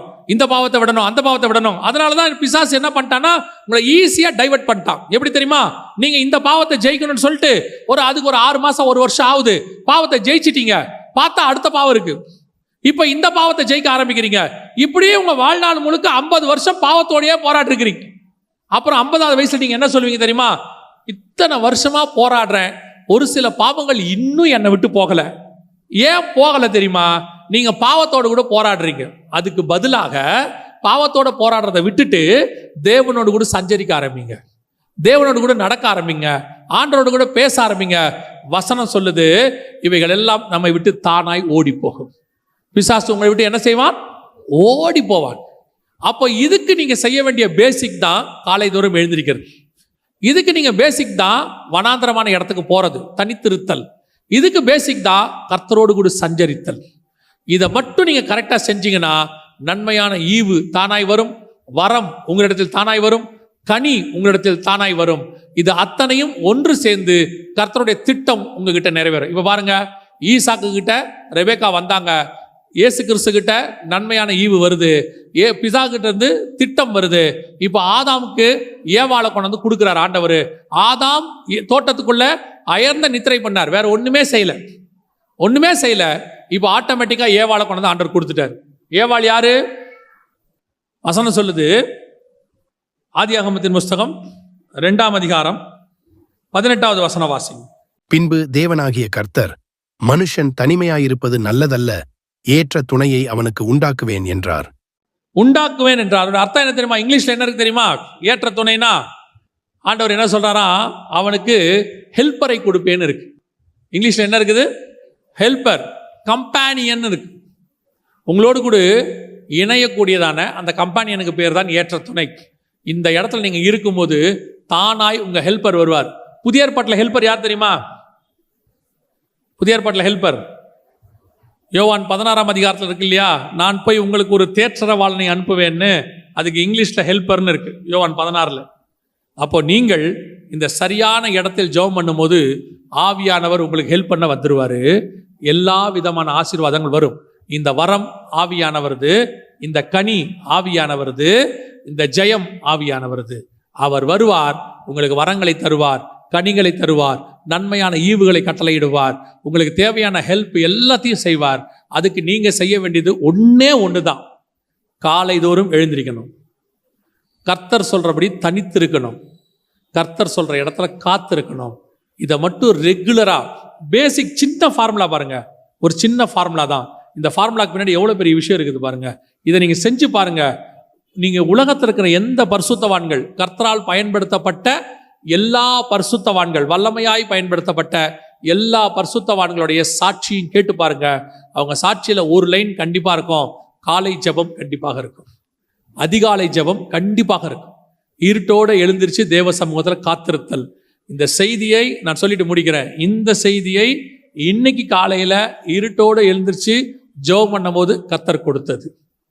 ஆண்டவர் இந்த வசனங்கள் எல்லாம் அடுத்து அடுத்து அடுத்து கொடுத்து, இது ஆண்டவர் இன்னைக்கு காலையில உங்களுக்கு பேச சொன்னதான செய்தி. அப்போ உங்க சபையில ஆண்டவர் ஏதோ ஒரு காரியத்தை எதிர்பார்க்கிறார். ஒரு சிலரை கர்த்தர் எழுப்ப விரும்புகிறார். நீங்கள் அது இயேசு கிறிஸ்துவுக்கான அந்த சீஷருடைய ஊழியத்தை செய்வீர்களோ, அல்லது ஈசாக்கை போல நீங்கள் கர்த்தரிலிருந்து திட்டத்தை பெற்றுக்கொள்வீர்களோ, நன்மையான ஈவுகளை பெற்றுக்கொள்வீர்களோ, வரங்கள் கனிகளை கேட்குறீங்களோ, எதை கேட்குறவங்களா இருந்தாலும், நன்மையான ஈவுகளை கேட்குறவங்களா இருந்தாலும், வரங்களை கேட்குறவங்களா இருந்தாலும், அல்லது கனியை கேட்குறவங்களா இருந்தாலும், உங்க அத்தனை பேருக்கும் கர்த்தர் கொடுக்கிற ஒரே சொல்யூஷன், ஒரே வார்த்தை, இனி ஒவ்வொரு நாளும் அதிகாலையில இருட்டோட எழுந்திருச்சு தேவ சமூகத்தில் தனித்திருங்கள். நீங்கள் கேட்கிற அத்தனையும் கொடுப்பதற்கு கர்த்தர் வல்லமை உள்ளவராய் இருக்கிறார். அல்லேலூயா. அது சக்சஸ் ஆக இருக்கட்டும், அல்லது பாவத்தை ஜெயிக்கிறதா இருக்கட்டும், அல்லது நீங்கள் விரும்புகிற ஆசீர்வாதமா இருக்கட்டும், அத்தனைக்கும் இது ஒண்ணுதான் ஃபார்முலா. ஆமென். நாம் ஜெபிக்க போகிறோம். ஏந்திரிக்கலாமா நம்ம தேவ சமூகத்துல? உங்களை எத்தனை பேர் ஆண்டவரை நோக்கி சில காரியங்களுக்காக ரொம்ப நாளா ஜெபம் பண்ணிட்டு இருக்கீங்க? நான் ஸ்பிரிச்சுவலாவே கேட்கிறேன். உங்களுக்கு வரங்களும் கனியையோ அல்லது பாவத்தை மேற்கொள்ளுதலோ, உங்கள் பலகீனங்களிலிருந்து விடுதலையாகணும்னோ, சில காரியங்கள் எங்களுக்கு கிடைக்கணும்னு சொல்லியோ, உங்களை எத்தனை பேர் இதனை ரொம்ப நாட்களாக ஜெபம் பண்ணிக்கிட்டு இருக்கிறீங்க? உங்கள் வாழ்க்கையில் நான் ஜெபம் பண்ணிகிட்டே இருக்கிறேன், ஆனால் இன்னும் எனக்கு அது வரல. ஆனால் கர்த்தர் சொல்லியிருக்கிறாரு தருவேன்னு சொல்லி, வாக்கு பண்ணியிருக்கிறாரு, ஆனால் வரல. இன்னைய வரைக்கும் அது என்ன தடனே எனக்கு தெரியல, நான் யோசிக்கிறேன், இன்னும் எனக்கு அது வந்து சேரல அப்படின்னு உங்களை எத்தனை பேர் நினச்சிட்டு இருக்கிறீங்க? அப்படிப்பட்டவங்களுக்கு ஆண்டவர் கொடுக்கிறதான ஒரு வாக்கு தத்தம் அல்லது ஒரு வழிமுறை, நீ பெற்றுக்கொள்வதற்கு கர்த்தர் சொல்லக்கூடியதான ஒரு மிக முக்கியமான ஹெல்ப், வழி, உதவி என்ன தெரியுமா? ஆண்டவர் உன்னோடு கூட தனித்திருக்க விரும்புகிறார். உங்க கூட ஆண்டவர் பேச விரும்புகிறார். அப்பொழுது உங்களுக்கு அதை தர விரும்புகிறார். இது கர்த்தர் உங்களுக்கு கொடுக்கிற வார்த்தை. நீ நெடுநாய் காத்திருக்கிற காரியம் நிச்சயம் கிடைக்கும். ஆனால் நான் சொல்லுகிற இடத்துக்கு நீ வா. ஈசாக்கை எல்லா இடத்துலையும் பலி கொடுக்க முடியாது. தேவாலயத்தை எல்லா இடத்துலையும் கட்ட முடியாது. சீஷர்களோடு கூட எல்லா இடத்துலையும் பேசினாலும், ஆனால் மலைக்கு மேலே பேசுகிற மாதிரி வராது. அதே மாதிரி உனக்கும் சில காரியங்களை நான் வைத்திருக்கிறேன். அந்த குறித்த இடத்திற்கு குறித்த நேரத்தில் தனித்திருக்கும்படி நீ வரும் பொழுது நன்மையான ஈவையும் வரத்தையும் கனியையும் உனக்கு ஏற்ற உதவியையும் கர்த்தர் செய்ய வல்லமை உள்ளவராக இருக்கிறார். அப்படி இத்தனை நாள் காத்திருந்தேன், இதுவரைக்கும் எனக்கு கிடைக்கல, இன்னைக்கு அது விரும்பணும், அது கிடைக்கணும்னு நான் விரும்புகிறேன், எனக்காக ஜெபம் பண்ணுங்க. ஆண்டவர் இன்னைக்கு எனக்கு ஒரு வழியை சொல்லி கொடுத்துருக்கிறாரு, ஆண்டவர் எனக்கு தெரியப்படுத்தியிருக்கிறாரு அப்படின்னு சொல்கிறவங்க, விரும்புகிறவங்க, அதை பெற்றுக்கொள்ள விரும்புகிறவங்க, உங்களுடைய கரங்களை ஆண்டவருக்கு நேராக உயர்த்திய, இத்தனை நாட்கள் நான் ரொம்ப காரியத்துக்காக ஜெபம் பண்ணிக்கிட்டு இருந்தேன், அது எனக்கு வரவே இல்லை, ஏன் வரலன்னு எனக்கு தெரியல, ஆனால் ஆண்டவரும் சொன்னார் வரும்னு சொல்லி, இப்போ தான் எனக்கு தெரியுது அது கிடைக்கிற இடத்துக்கு நான் போகலை, கர்த்தர் குறித்து வைத்த இடத்துக்கு நான் போகலை அப்படின்றவங்க கரங்களை உயர்த்தி ஒப்பு கொடுத்து ஜெபம் பண்ணுங்க. இன்னையிலிருந்து வரும் நாட்கள், நாளை காலையிலிருந்து நீங்கள் இருட்டோடு எழுந்திருச்சு தேவ சமூகத்தில் ஒவ்வொரு நாளும் காத்திருக்கணும். ஏதோ ஒரு நாள் ஜெபம் பண்ணிட்டு இன்னும் வரலையே அப்படி இல்லை. நினிவே ஜனங்கள் 40 நாள் ஜெபம் பண்ணாங்களாம், பார்த்துட்டு தான் கர்த்தர் ஆசீர்வதிச்சாராம். நீங்கள் உண்மையாய் காத்திருக்கும் பொழுது கர்த்தர் நிச்சயமாய் உங்களுக்கு சொன்னவைகளையும் சொல்லாதவைகளையும் செய்ய வல்லமை உள்ளவராய் இருக்கிறார். நீங்கள் கேட்டவைகளையும் கேட்காதவைகளையும் கொடுப்பதற்கு வல்லமை உள்ளவராய் இருக்கிறார். நீங்கள் விரும்பினதையும் விரும்பாதவைகளை, அவர் விரும்பினதையும் சேர்த்து உங்களுக்கு தருவதற்கு வல்லமை உள்ளவராய் இருக்கிறார். இது கர்த்தர் உங்களுக்கு வாக்கு பண்ணுகிறார். ஒப்பு கொடுப்போமா? சர்வ வல்லமை உள்ள எங்கள் தகப்பனே, நெடுநாளாய் காத்திருந்து ஜெபித்து பெற்றுக்கொள்ளவில்லை என்று ஏக்கத்தோடு இருந்து இன்னைக்கு காலையில் இப்பொழுது ஒப்பு கொடுத்து கரங்களை உயர்த்தி ஜெபிக்கிறவர்களுக்காய் நான் ஜெபிக்கிறேன். நீர் சொல்லி அனுப்பின வார்த்தை, நீர் சொன்ன தூது இவர்கள் மத்தியில் வந்ததுக்காய் ஸ்தோத்திரம். அதை பெற்றுக்கொள்ளுகிற வழியை இவர்களுக்கு காண்பித்ததுக்காய் ஸ்தோத்திரம். வருகிற நாட்களிலே இவர்கள் ஏறெடுத்த ஜெபம், காத்திருந்த காத்திருக்குதல் எல்லாவற்றுக்கும் பதில் கொடுத்து கர்த்தர் எனக்கு அதை தந்தார் என்று இவர்கள் சாட்சி பகரத்தக்கதாக கர்த்தர் நீர் இவர்களை ஆசீர்வதிக்க போற தயவுக்காய் ஸ்தோத்திரம். இந்த வார்த்தைகள் ஒவ்வொருத்தருடைய வாழ்க்கையிலும் 100% நிறைவேற போற தயவுக்காய் ஸ்தோத்திரம். ஆண்டவரே, வழி இதுவே என்று இவர்கள் காண்பித்தீர். ஆண்டவரே, அந்த ஃபார்முலாவை நீர் சொல்லி கொடுத்ததுக்காக ஸ்தோத்திரம். இனி இந்த பகுதியிலே முதல் துதி எங்கள் துதியாக இருக்கும். காலையில ஏறெடுக்கிற துதி எங்கள் சபையின் துதியாக இருக்கும். கர்த்தருக்கு சித்தமானால் ஒவ்வொரு நாள் காலை 5 மணிக்கு எங்கள் சபையே கூடி உம்மை ஆராதிக்கிற ஆராதனையில பங்கு பெற கர்த்தர் கிருபை பாராட்டுங்க. பரலோகத்துக்கு எட்டுகிற முதல் துதி இந்த ஏரியாவிலிருந்து எங்கள் துதியாக இருக்கட்டும். இயற்கை கூப்பிடுவதற்கு முன்பாக, ஆண்டவரே பறவைகள் கூப்பிடுவதற்கு முன்பதாக நாங்கள் உம்மை கூப்பிட கர்த்தர் எங்களுக்கு கிருபை பாராட்டும். மகிமையுள்ள கரத்தில் எங்களை தாழ்த்துகிறோம். எங்கள் ஆண்டவர் இயேசு கிறிஸ்துவின் நாமத்தில் ஒப்பு கொடுத்து ஜெபிக்கிறோம் ஜீவனுள்ள நல்ல பிதா.